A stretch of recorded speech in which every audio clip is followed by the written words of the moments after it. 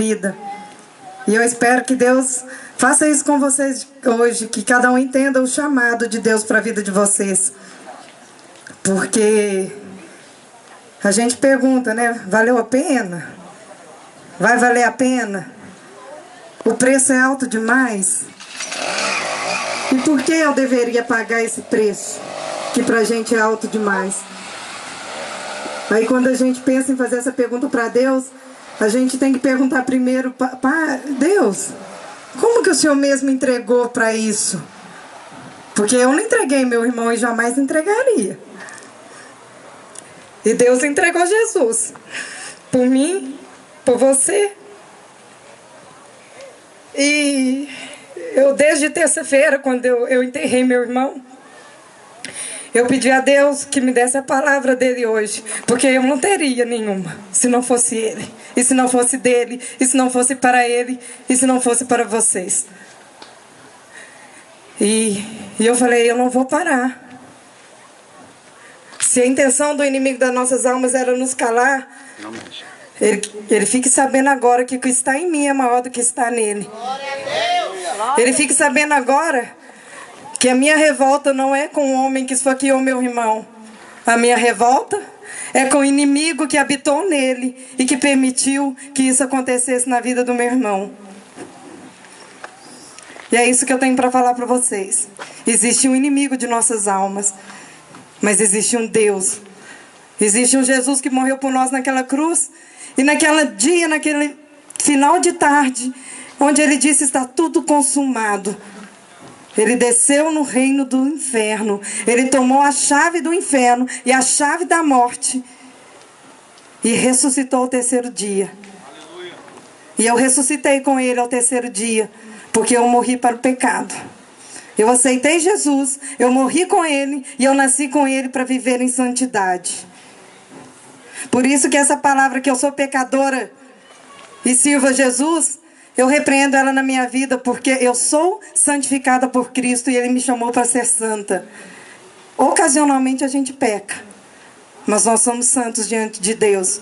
E a palavra de Deus diz que quem não tiver santidade não verá a Deus. E eu creio que todos nós que estamos aqui buscamos o Senhor, verdadeiramente nós queremos ver a face de Deus.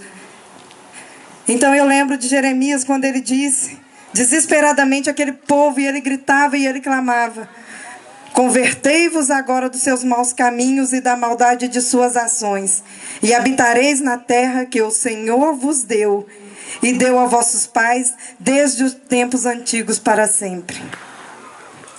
Quem não quer habitar nessa terra prometida? A terra que emana leite e mel, onde não há sofrimento, onde não há ranger de dentes, onde não há choro para lágrimas, e onde não há espaço para tristeza. E a palavra que Deus me deu foi essa aqui, que está em João 13, 27. E após o bocado, imediatamente entrou nele Satanás. Então disse Jesus, o que pretendes fazer? Faze-o depressa. Nenhum, porém, dos qualquer que estavam na mesa percebeu o fim que dissera isso. Aqui Jesus estava falando de Judas, o Iscariotes. Judas, o traidor. Só que esse Judas teve uma história com Jesus.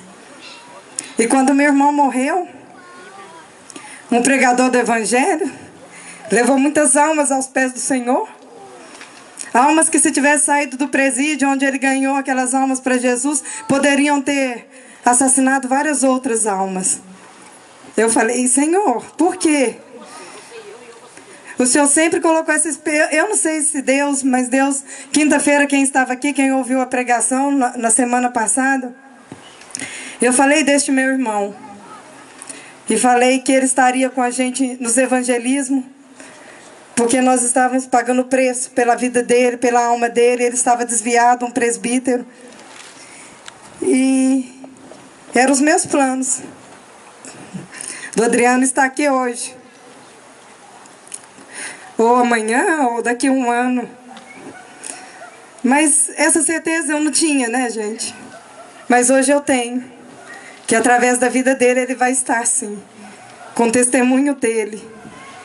E esse é um preço muito alto. E eu tive que entender quando Jesus falou isso comigo, quando Deus falou comigo naquele momento da minha dor, eu entendi o chamado de Judas. Todo mundo critica Judas, aponta Judas, mas ele foi chamado, foi o chamado mais difícil dos 12 apóstolos. Porque Judas Iscariotes, em primeiro lugar, só ele era galileu, que nasceu na Galileia como Jesus. Jesus o Galileu. Ele foi o primeiro discípulo, um dos primeiros a serem chamados por Jesus. E ele também, dentro do ministério dele, junto aos apóstolos, ele era o tesoureiro dos apóstolos. Ele cuidava de todas as ofertas, né? A Bíblia mesmo nos fala que Jesus recebia muitas ofertas pelo ministério dele, na medida que ele caminhava com os apóstolos. E Judas cuidava do dinheiro.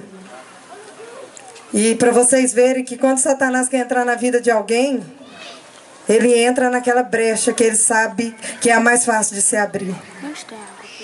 A brecha é o quê? É o vício? É a prostituição? É o pecado? É a preguiça de ir ao culto? É a preguiça de atravessar a rua? É o desânimo? É a incredulidade? É o egoísmo? De atravessar a rua e dizer para um vizinho que está passando dificuldade que você está ali, o que ele precisar, que Jesus ama e que existe um Deus poderoso que muda a história da gente. E nisso eu tenho 3 perguntas da parte do Senhor para todos nós. Porque a palavra de Deus, antes dela descer para o preleitor, para o pastor, antes dela chegar até vocês, primeiro ela chega em mim. Primeiro ela me corta. Porque a palavra de Deus ela é uma espada de 2 gumes, ela corta dos 2 lados. Então a primeira pessoa com quem o Espírito Santo falou e perguntou foi para mim. E ele me perguntou assim: quem poderá fugir dos planos de Deus? O que crê ou o que não crê? Já parou para pensar? Quantos planos eu fiz com meu irmão? Nenhum deles era de ter um cortejo tão lindo que levasse ele até o cemitério. Depois de ser assassinado. Que mãe, que pai faz um plano desse para o filho? Então, quem pode? A palavra de Deus diz assim em Provérbios que nós fazemos planos, mas a resposta final vem do lábios de Deus. E eu falo para você, nem o que crê e nem o que não crê foge da vontade de Deus, foge dos planos de Deus. Mas Ele nos dá a chance de nos retrocedermos dos nossos maus caminhos. Ele levanta pessoas como nós estamos aqui hoje para te falar isso.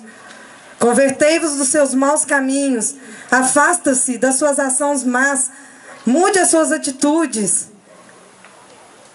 Porque Deus é um Deus de amor e Ele não é um Deus que volta atrás. Ele não é ambíguo. Então, eu sei que por mais difícil que seja da compreensão humana, até mesmo da minha compreensão humana, eu falo para vocês hoje que a boa, perfeita e agradável vontade de Deus se cumpre em minha vida. Talvez hoje eu não entenda o propósito disso tudo. Mas Deus sabe, Ele conhece o meu amanhã. Ele conhecia o amanhã do Adriano, Ele conhecia o amanhã do filho do Adriano e das pessoas que estavam, todas as pessoas que estavam envolvidas nessa tragédia. Não foi a minha família somente, né? A moça que estava com o Adriano no momento, que era a ex-mulher do rapaz, que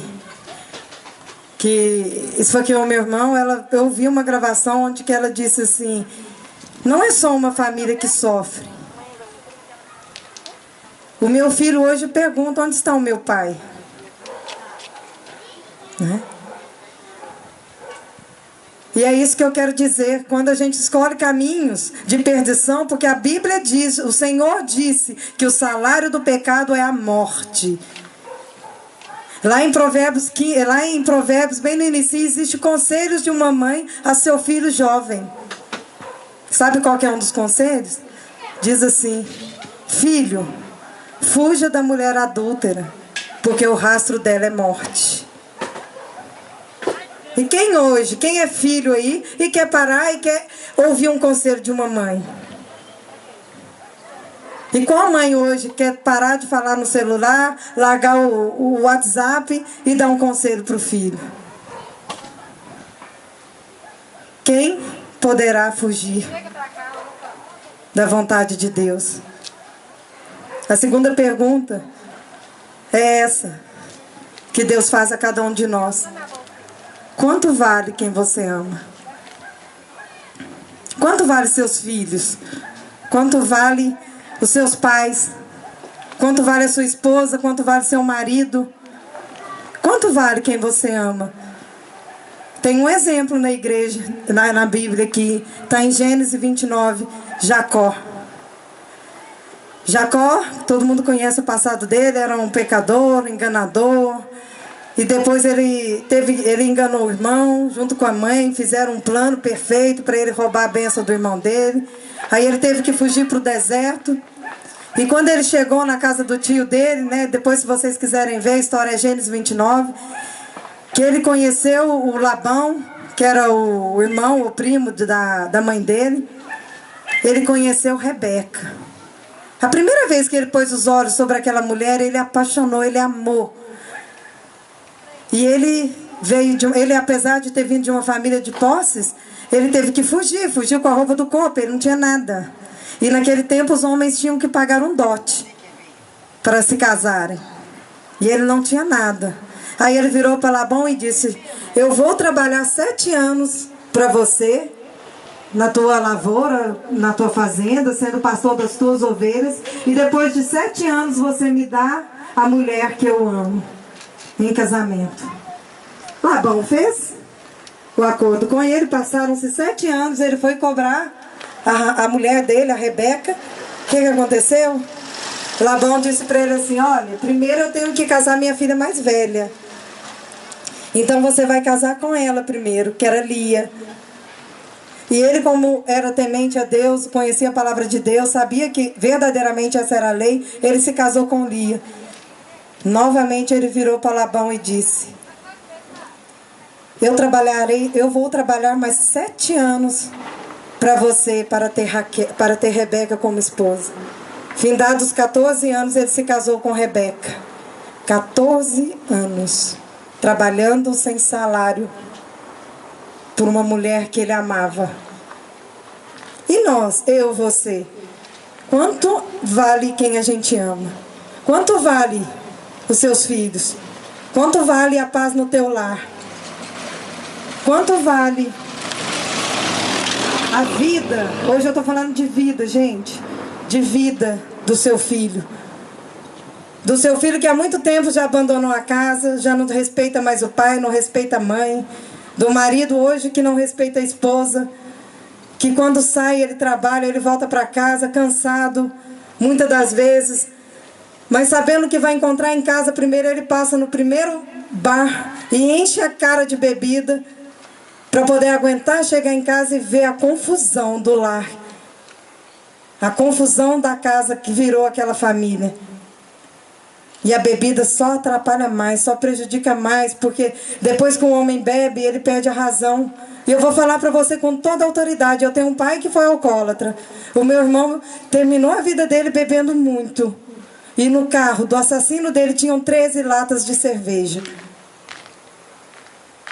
Então, muitas das vezes a gente fica lutando contra a carne. Eu não lutei. Nós oramos, nós jejuamos, nós pagamos um preço em oração e jejum pela vida do meu irmão. E quando o médico me chamou naquela sala, junto com a minha mãe e meu sobrinho, falando sobre a segunda cirurgia dele, que Deus também usou um pastor para falar para nós e pedindo para a gente orar, porque Deus ia cobrar, que tinha um juízo sobre a vida dele e que não passaria 2 anos E ele entregou várias outras promessas que a gente sabia que era um homem de Deus falando com a gente. Eu obedeci, o meu marido obedeceu, minha mãe.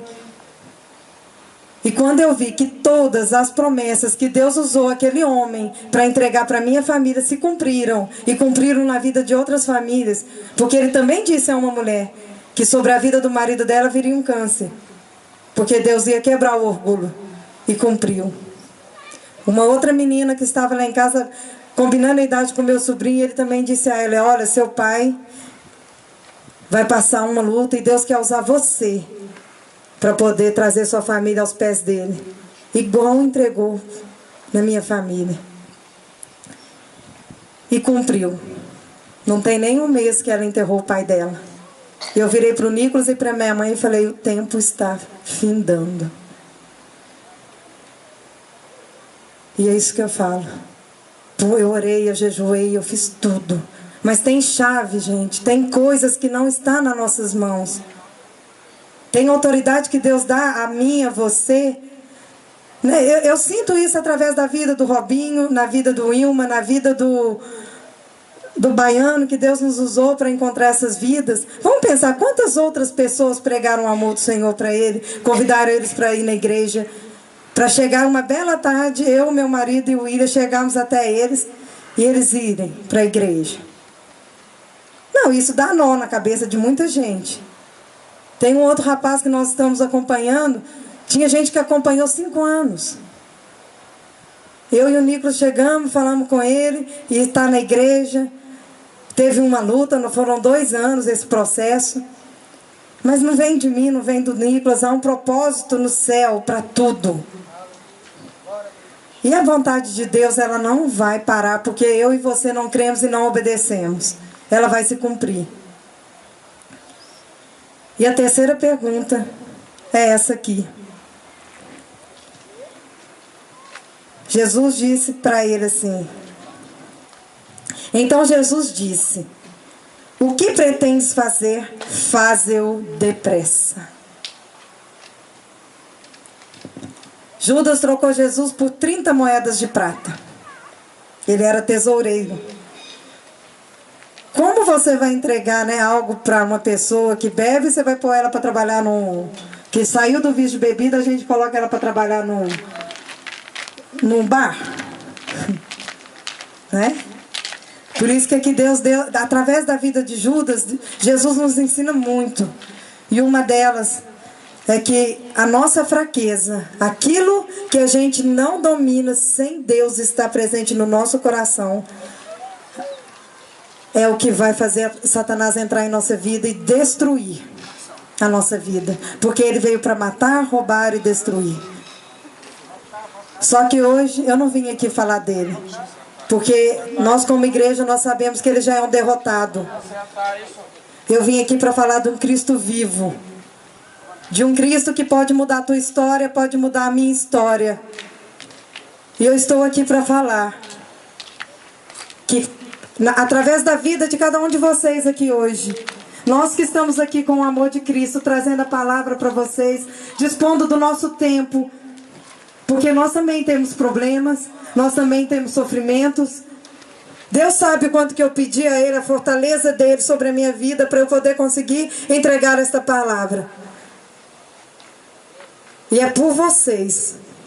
É por ver Jesus brilhando no rosto de vocês. É pelas ações que vocês começam a ter depois de ter um verdadeiro encontro com Cristo. É que nós que estamos aqui não paramos de caminhar.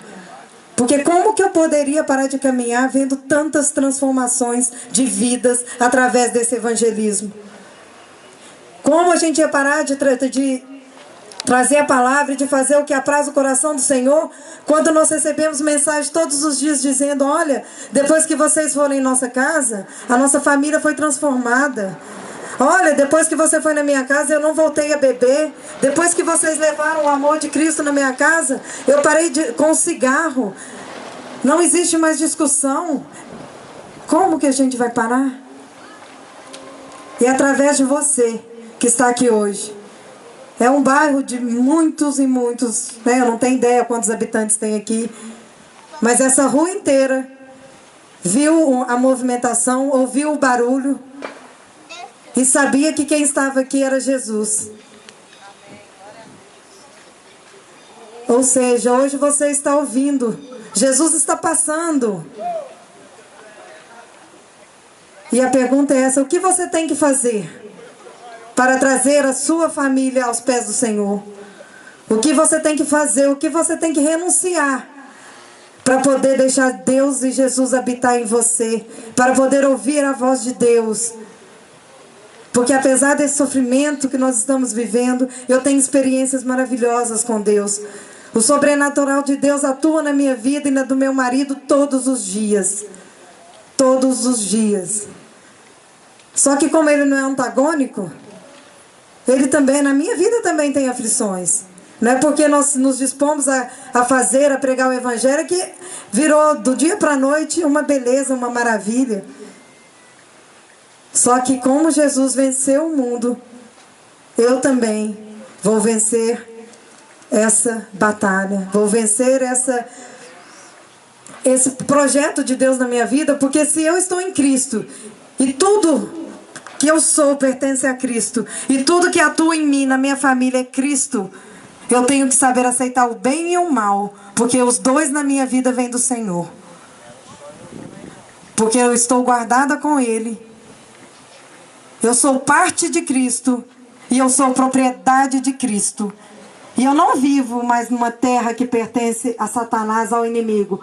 Porque Deus falou para ele, quando ele subiu naquela rocha e falou para Jesus que daria a ele o mundo se ele se renunciasse a Deus, ele não mentiu, porque quando a Bíblia diz que aqui jaz o maligno, é do maligno. Mas existe uma promessa na Bíblia que se cumpre na minha vida, e na tua, e naquele que verdadeiramente crê e obedece a palavra do Senhor. Quando nós nascemos com Cristo, nós nos tornamos cidadãos do céu. E vivemos como estrangeiros nessa terra. Glória a Deus. Para você entender de um jeito bem popular, de uma linguagem bem simples, vocês estão vendo estrangeiros de outro planeta aqui, de outra terra, caminhando, que Deus ainda permite caminhar com vocês, entre vocês, para poder pregar o amor dele e para dizer para cada um de nós, para nos convertermos dos nossos maus caminhos, entregarmos a nossa vida a Jesus, pedir a Ele que nos transforme através do Teu Espírito Santo e abandonar mesmo, gente, as nossas más ações, as nossas más atitudes, porque existe um caminho reto e esse caminho nos leva a Jesus. Ele está lá nos esperando de portas abertas. Mas também existe o caminho da direita e o da esquerda. E pode ser que hoje Deus está te dando a oportunidade de voltar ao caminho reto. Porque no caminho da esquerda ou da direita pode ter uma faca te esperando na mão de um sanguinário. E é essa mensagem que Deus colocou no nosso coração para estar trazendo aqui neste bairro. É a segunda vez que nós estamos aqui. E eu vejo jovens aqui, homens valorosos, pessoas que Deus quer usar